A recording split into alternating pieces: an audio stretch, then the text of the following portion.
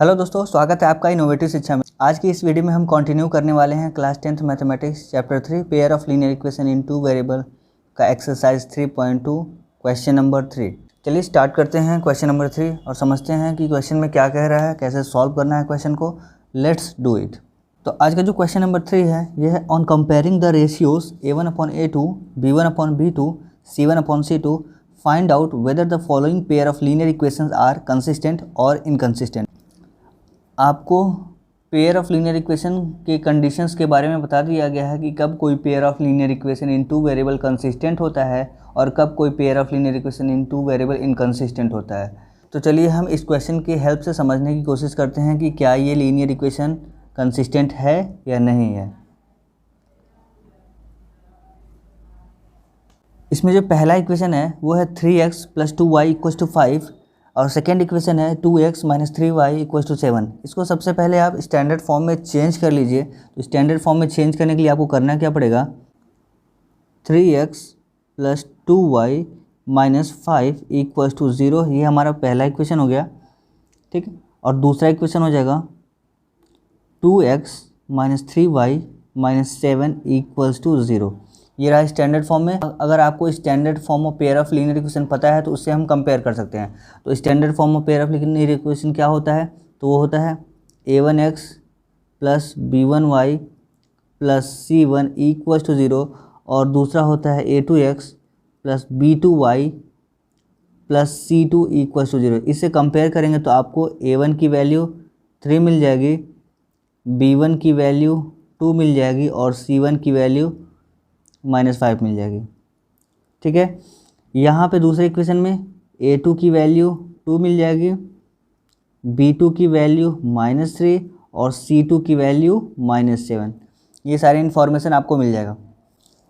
अब करना क्या है, अब रेशियो फाइंड करना है। रेशियो का मतलब क्वेश्चन में ही मैं भी बोला था कि आपको a1/a2 और b1/b2 और c1/c2 की वैल्यू फाइंड करनी है। तो चलिए करते हैं। a1/a2 कितना होगा, तो a1 की वैल्यू है 3 और a2 की वैल्यू है 2, ठीक। ये फर्दर सिंप्लीफाई नहीं होगा तो यहीं पे छोड़ देंगे। आगे है b1/b2 इक्वस टू, तो b1 की वैल्यू कितनी है, 2 है और b2 की वैल्यू -3 है। तो अगर आप कंपेयर कर पा रहे हैं तो a1/a2 की वैल्यू और b1/b2 की वैल्यू अलग अलग है, मतलब इक्वल नहीं है। तो यहाँ से आपको क्या इन्फॉर्मेशन मिल रहा है इन दोनों से कलेक्टिवली कि a1/a2 की value is not equal to b1/b2 की वैल्यू के। तो जब ऐसा कंडीशन होता था तो आपको क्या पता चलता था कि सॉल्यूशन मिलता था, और जब सॉल्यूशन मिलता था तो कैसा सॉल्यूशन होता था, तो यूनिक सॉल्यूशन होता था। और यूनिक सॉल्यूशन की कंडीशन में जब भी सॉल्यूशन मिलता है, चाहे यूनिक मिल रहा हो या फिर इनफाइनाइट मिल रहा हो, उस केस में हमारा जो पेयर होता था वो कैसा होता था, कंसिस्टेंट होता था। यहाँ पे जो पेयर दिया हुआ है वो क्या है, कंसिस्टेंट पेयर है। तो गिवन पेयर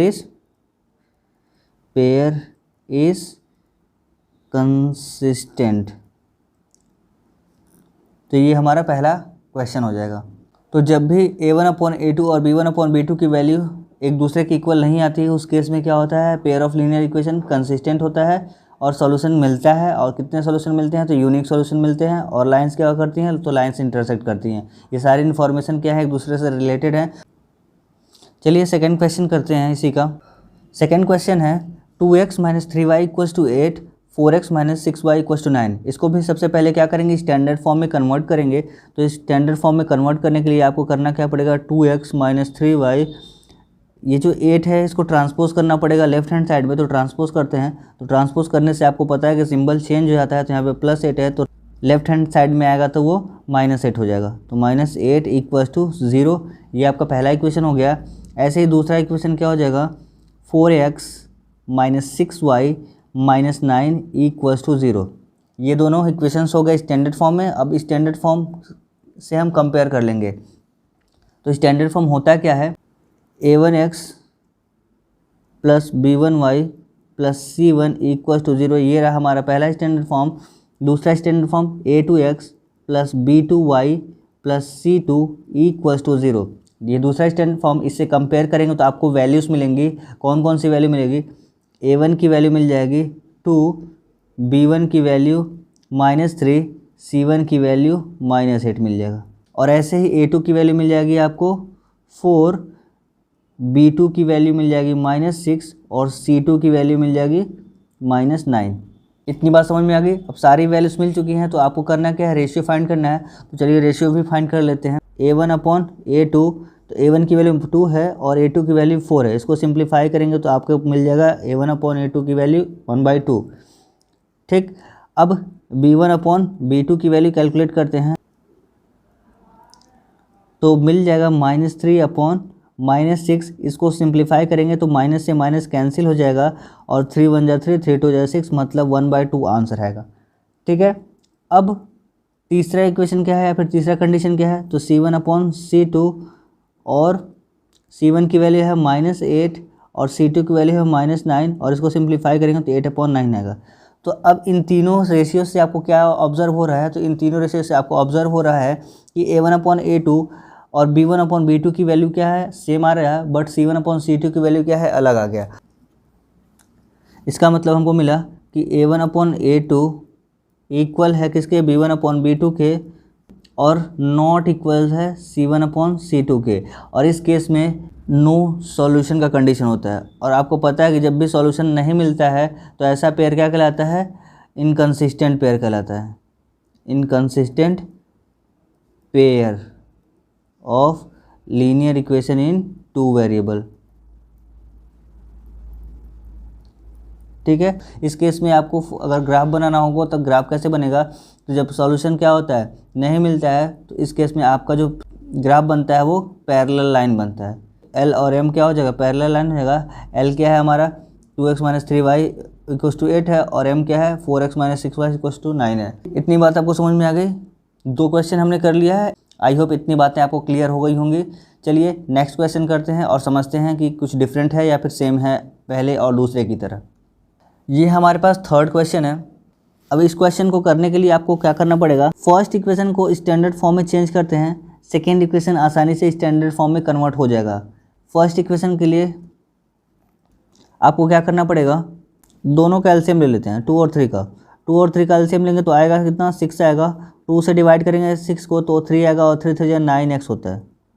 फिर प्लस है तो प्लस। अब क्या करेंगे, यहाँ पे 3 से 6 को डिवाइड करेंगे तो आएगा 2 और 2 का मल्टीप्लाई 5 में करेंगे तो 5 2 जा 10 y = 7। इसको थोड़ा सा सिंप्लीफाई करेंगे तो आ जाएगा आपके पास 9x + 10y = क्रॉस मल्टीप्लाई 42 आ जाएगा।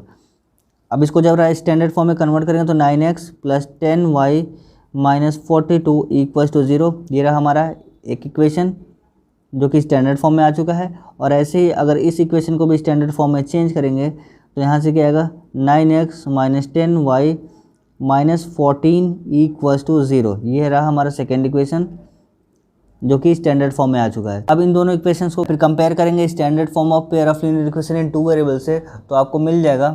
तो पहला इक्वेशन का स्टैंडर्ड फॉर्म क्या आया था, तो वो आया था 9x + 10y - 42 = 0, पहला इक्वेशन। और दूसरा equation 9x - 10y - 14 = 0। Standard form से कंपेयर करेंगे तो अब आप डायरेक्टली भी कर सकते हैं। तो A1 की वैल्यू क्या मिल जाएगी, 9, B1 की वैल्यू 10 और C1 की वैल्यू -42, ये मिल जाएगा। यहाँ से A2 की वैल्यू मिल जाएगी 9, B2 की वैल्यू -10 और C2 की वैल्यू -14। ठीक है,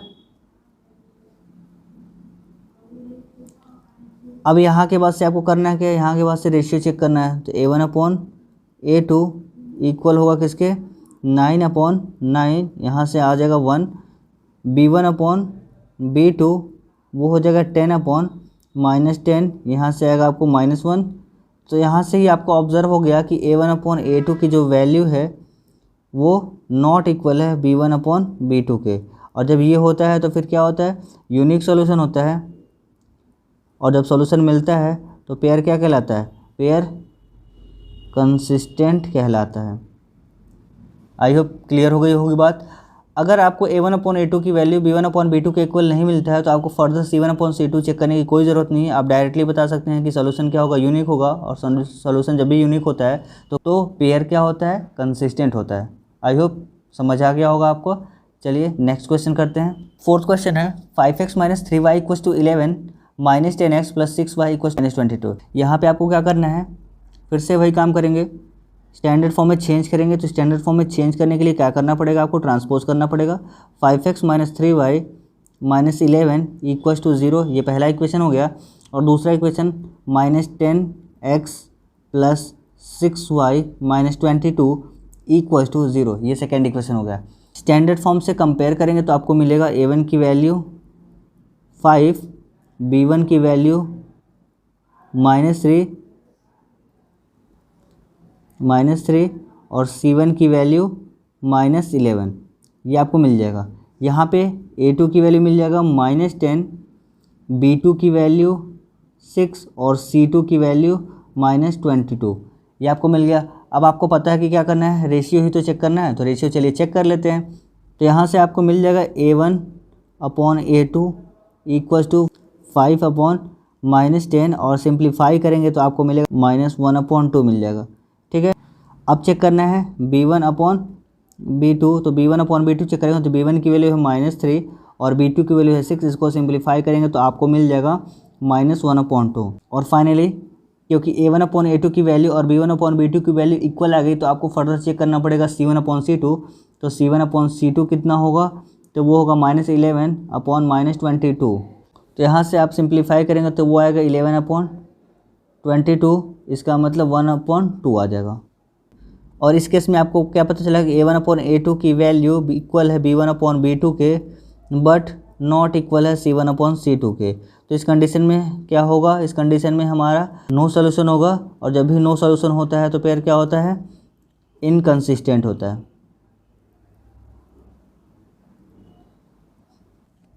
आई होप इतनी बातें आपको क्लियर हो गई होंगी और क्वेश्चन समझ में आया होगा। तो एक लास्ट क्वेश्चन है, चलिए करते हैं इसको। तो इस क्वेश्चन में भी पहले आपको क्या करना पड़ेगा, 4x upon 3 plus 2y equal to 8, दोनों को कन्वर्ट करना पड़ेगा स्टैंडर्ड फॉर्म में। तो चलिए पहले इक्वेशन को स्टैंडर्ड फॉर्म में कन्वर्ट करते हैं। कैलकुलेशन करेंगे तो आपको मिलेगा 4x plus 6y upon 3 equal to 8, और यहाँ से आपको मिल जाएगा 4x plus 6y equal to 8 3 जा 24, क्रॉस मल्टीप्लाई करेंगे तो। और इसको स्टैंडर्ड फॉर्म में चेंज करेंगे तो 4x plus 6y minus 24 equal to 0 मिल जाएगा, पहला इक्वेशन। और दूसरा इक्वेशन मिल जाएगा 2x plus 3y minus 12 equal to 0, ये हमारा सेकेंड इक्वेशन मिल गया। First equation becomes 4x plus 6y minus 24 equal to 0 and second equation is 2x plus 3y minus 12 equal to 0। अब यहाँ पे स्टैंडर्ड फॉर्म से कंपेयर करेंगे तो आपको a1 की वैल्यू मिल जाएगी 4, b1 की वैल्यू 6 और c1 की वैल्यू -24। ठीक है, ऐसे ही a2 की वैल्यू मिल जाएगी 2, b2 की वैल्यू 3 और c2 की वैल्यू -12। अब क्या करना है, अब आपको रेशियो फाइंड करना है। चलिए रेशियो फाइंड करते हैं और देखते हैं कि क्या मिल रहा है। तो रेशियो फाइंड करेंगे यानी कि a1 अपॉन a2 फाइंड करेंगे तो मिलेगा 4/2, यहाँ पे 4 है और यहाँ पे 2 है, इन दोनों का रेशियो मतलब आएगा 2/1।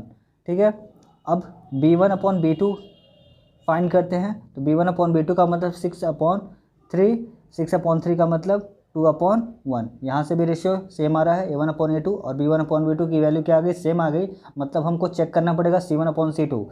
तो चलिए c1 अपॉन c2 भी चेक करते हैं। c1 अपॉन c2 की वैल्यू है -24 अपॉन -12, माइनस से माइनस कैंसिल हो जाएगा, 12 2 जा 24 होता है यानी कि 2/1। तो यहाँ से आपको क्या ऑब्जर्व करने के लिए मिल रहा है, यहाँ से आपको ये ऑब्जर्व करने को मिल रहा है कि a1 अपॉन a2 इक्वल है b1 अपॉन b2 और c1 अपॉन c2 के। ये कंडीशन मिल गया आपको। इस कंडीशन में आपको ये बताया गया था कि इनफाइनाइट नंबर ऑफ सॉल्यूशन मिलता है, इनफाइनाइट नंबर ऑफ सॉल्यूशन मिलता है। और जब इनफाइनाइट नंबर ऑफ सॉल्यूशन मिलता है तो उस केस में हमारा जो पेयर होता है या फिर given pair of linear equation होता है वो कंसिस्टेंट होता है। तो इस केस में भी आपको क्या मिल जाएगा, कंसिस्टेंट मिल जाएगा या फिर कंसिस्टेंट पेयर होगा हमारा।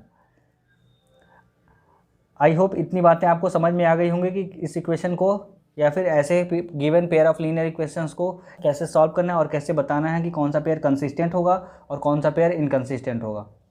अगर वीडियो पसंद आए तो लाइक कीजिए, कमेंट कीजिए, शेयर कीजिए दोस्तों के साथ, सब्सक्राइब कीजिए और साथ में बेल आइकन को भी हिट कीजिए ताकि वीडियो की नोटिफिकेशन मिलती रहे time to time. Thanks for watching the video. Have a nice day.